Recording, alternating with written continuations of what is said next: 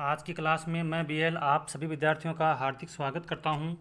आज की क्लास में हम सामान्य ज्ञान प्रश्नोत्तरी के तहत ऐसे प्रश्नों पर चर्चा करेंगे जो कि प्रतियोगी परीक्षा की दृष्टि से बेहद महत्वपूर्ण है और प्रत्येक प्रश्न का जो उत्तर है उसको व्याख्या सहित समझने का प्रयास करेंगे। तो शुरू करते हैं।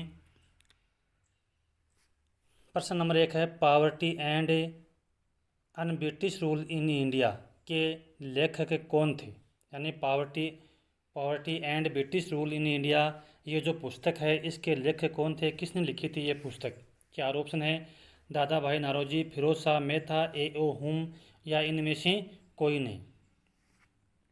तो इसमें सही ऑप्शन है option number A, Dadabhai Naoroji. Poverty and British rule in India के लेखक दादा भाई नौरोजी थे। यह इंग्लैंड में यूरोपीय अधिकारियों का खर्च इंग्लैंड में ब्रिटिश पेशेवरों द्वारा भेजे गए धन के ऊपर प्रकाश डालती है। यानी ये जो पुस्तक है poverty and British rule in India, इसके लेखक दादा भाई नौरोजी थे और इस पुस्तक के अंतर्गत जो यूरोपियन अधिकारी हैं उनका खर्च इंग्लैंड में ब्रिटिश पेशेवरों द्वारा भेजे गए धन उनके ऊपर प्रकाश डालती है ये पुस्तक।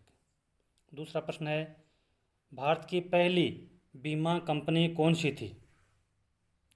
भारत की सबसे पहली बीमा कंपनी कौन सी थी। चार ऑप्शन है, oriental life insurance company, life insurance company of India, general insurance company of India या इनमें से कोई नहीं। तो इसमें सही ऑप्शन है option number A, oriental life insurance company. यह भारत की सबसे पहली बीमा कंपनी थी। ओरिएंटल लाइफ इंश्योरेंस कंपनी की स्थापना 1818 में हुई थी, जो भारत की पहली जीवन बीमा कंपनी थी। यह कंपनी 1834 में ही फेल हो गई थी। अगला प्रश्न है, माल सामूहिक रूप से जनता द्वारा इस्तेमाल किया जाता है, कौन सा माल कहलाता है। या हम कह सकते हैं कि भाई वो जो वस्तुएं जनता, सारी जनता है सामूहिक रूप से जिसका इस्तेमाल करती है उनको हम क्या कहते हैं, या उस माल को हम क्या कहलाता है। तो इसमें चार ऑप्शन है, सार्वजनिक माल, टिकाऊ माल, बिना टिकाऊ माल या इनमें से कोई नहीं। तो इसमें सही ऑप्शन है ऑप्शन नंबर ए, सार्वजनिक माल। यानी ऐसा माल जो सामूहिक रूप से जनता इस्तेमाल करती है उसको सार्वजनिक माल कहते हैं। इसकी व्याख्या करते हैं, सामूहिक रूप से जनता द्वारा इस्तेमाल किया जाने वाला माल पब्लिक गुड्स या सार्वजनिक माल कहलाता है। अगला प्रश्न है, G3 अर्थव्यवस्था किन्हें कहा जाता है।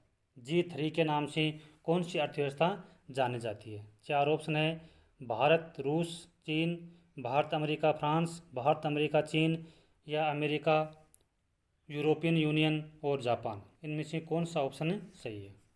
तो इसमें ऑप्शन नंबर डी सही है, अमेरिका, यूरोपियन यूनियन और जापान।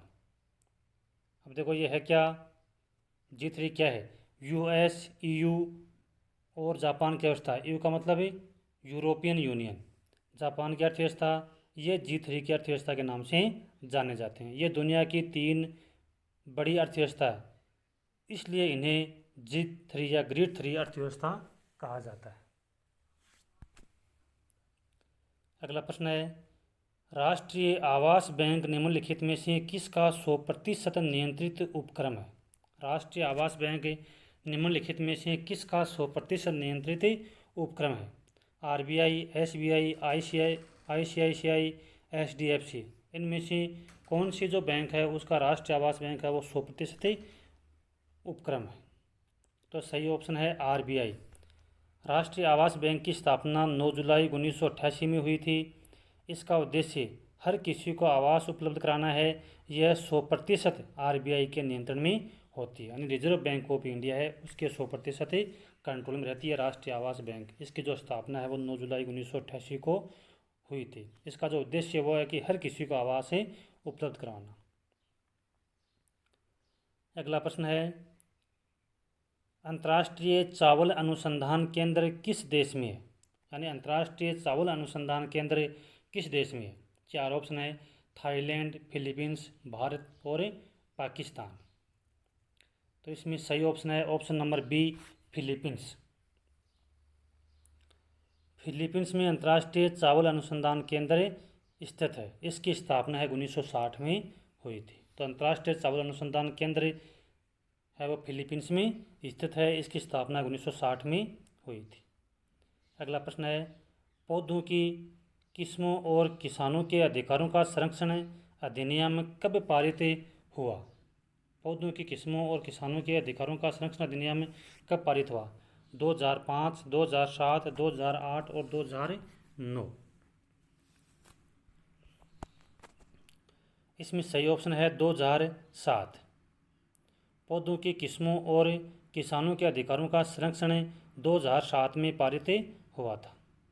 अगला प्रश्न है, भारतीय बैंकों की शाखाएं किस देश में सर्वाधिक है? यानी जो भारतीय बैंक है उनकी शाखाएं सबसे अधिक किस देश में स्थित है? चार ऑप्शन है, इंग्लैंड, फ्रांस, स्पेन, जर्मनी। इसमें सही ऑप्शन है option number A, England.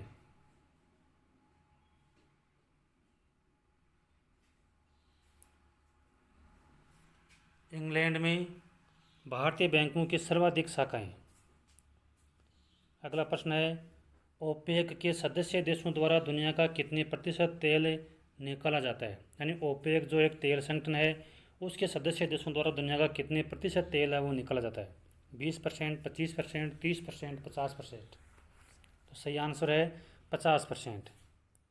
OPEC यानी organisation of the petroleum exporting countries, जिसको शॉर्ट में ओपेक कहते हैं। इसकी स्थापना 1960 में हुई थी। फरवरी 2018 में इसके 14 सदस्य देश थे। ये देश दुनिया के तेल का 50% उत्पादन करते हैं। अगला प्रश्न है, आर्थिक योजनाएं निम्नलिखित में से किस सूची में आती है? यानी जो आर्थिक योजनाएं हैं वो निम्नलिखित में से किस सूची में आती हैं? केंद्रीय सूची में, राज्य सूची में, समवर्ती सूची में, या इनमें से कोई नहीं? तो इसमें सही ऑप्शन है ऑप्शन नंबर सी, समवर्ती सूची। आर्थिक योजनाएं केंद्रीय और राज्य दोनों सूची में आती हैं। इसकी योजनाएं केंद्र और राज्य सरकार दोनों बनाती है, इसलिए आर्थिक योजनाएं जो विषय है वो समवर्ती सूची में आता है। तो ये था आज का सामान्य ज्ञान से संबंधित महत्वपूर्ण टॉपिक, जो कि एग्जाम की दृष्टि से बहुत ही इम्पोर्टेंट। जय हिंद, जय भारत।